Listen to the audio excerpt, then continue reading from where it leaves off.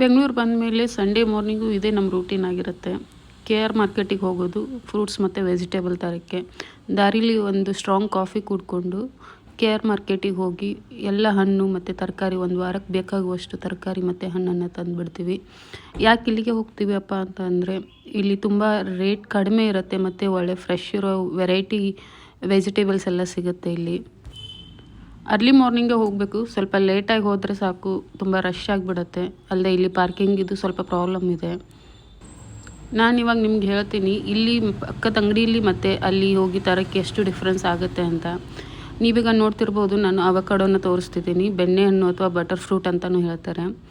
ಇದನ್ನು ನಾವು ಇಲ್ಲಿ ಪಕ್ಕದ ಅಂಗಡಿಯಲ್ಲಿ ತೊಗೊಂಡ್ರೆ ಒಂದು ಹಣ್ಣಿಗೆ 70ರಿಂದ 90 ರೂಪಾಯಿ ಹೇಳ್ತಾರೆ. ನಾನು 1 kgಗೆ ಅದರಲ್ಲೂ 3ರಿಂದ 4 ಹಣ್ಣು ಬಂದಿರುತ್ತೆ, ಅದಕ್ಕೆ 100 ರೂಪೀಸ್ ಕೊಟ್ಟಿರೋದು. ಮತ್ತು ಆ್ಯಪಲ್ಲು ಪಕ್ಕದ ಅಂಗಡಿಯಲ್ಲಿ ಕೇಳಿದರೆ 320 380 ಆಗಿದೆ. ಸೊ ಅಲ್ಲಿ ಮಾರ್ಕೆಟಲ್ಲಿ ತೊಗೊಂಡ್ರೆ 150ಇಂದ 200 ಕೊಡ್ತಾರೆ. ಮತ್ತು ಪೊಮೊಗ್ರಾನೇಟಿಗೆ ಬಂದ್ರೂ 150 to 200. ಮನೆ ಪಕ್ಕದ ಅಂಗಡಿಯಲ್ಲಿ ಕೇಳಿದರೆ ಅದು 300 ಕೆಳಗಡೆ ಹತ್ರ ಕೊಡೋದೇ ಇಲ್ಲ. ಸೊ ಇಲ್ಲಿ ನೋಡ್ಬೋದು, ಈ ಮಸ್ಕ್ ಮೆಲನ್ ನನ್ನ ಮಕ್ಕಳಿಗೆ ತುಂಬ ಇಷ್ಟ. ಮಸ್ಕ್ ಮೆಲನ್ನ ನಾವು 100 ರೂಪೀಸ್ಗೆ 3.5 kg ತಂದಿದ್ವಿ. ಒಂದು 4-5 ಹಣ್ಣೇನೋ ಬಂದಿತ್ತು. ಇಷ್ಟೆಲ್ಲ ನಮ್ಗೆ ಖರ್ಚಾಗೋದಿಲ್ಲ. ಇದರಲ್ಲಿ ಸ್ವಲ್ಪ ನಾನು ಪಕ್ಕದ ಮನೆಯವ್ರಿಗೆ ಮತ್ತು ನಮ್ಮ ಓನರಿಗೂ ಕೊಡ್ತೀನಿ.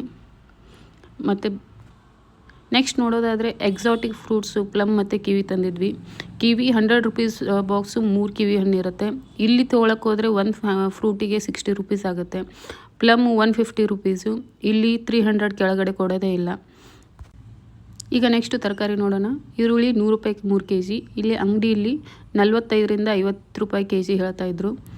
ನೆಕ್ಸ್ಟು ಕ್ಯಾರೆಟು 60 ರೂಪಾಯಿ kg. ಇಲ್ಲಿ ಅಂಗಡಿಯಲ್ಲಿ 120 kg ಹೇಳ್ತಾಯಿದ್ರು. ಮತ್ತು ಕುಕುಂಬರು 40 ಏನೋ 50 ರೂಪೀಸ್ kg ಕೊಟ್ಟಿದ್ದೀವಿ ಅಂದ್ಕೊಳ್ತೀನಿ, ನೆನಪಿಲ್ಲ ನನಗೆ. ಇಲ್ಲಿ ಅಂಗಡಿಲಾದರೆ 60 ರೂಪೀಸ್ ಕೊಡ್ತಾರೆ. ನೆಕ್ಸ್ಟು ಬಟಾಣಿ ಮತ್ತು ಬೀನ್ಸ್ನ ತೊಗೊಂಡಿದ್ವಿ. ಕ್ಯಾರೆಟ್, ಕುಕುಂಬರ್, ಬಟಾಣಿ ಮತ್ತು ಬೀನ್ಸು ಎಲ್ಲ ಒಂದೇ ಕಡೆ ತೊಗೊಂಡಿದ್ವಿ.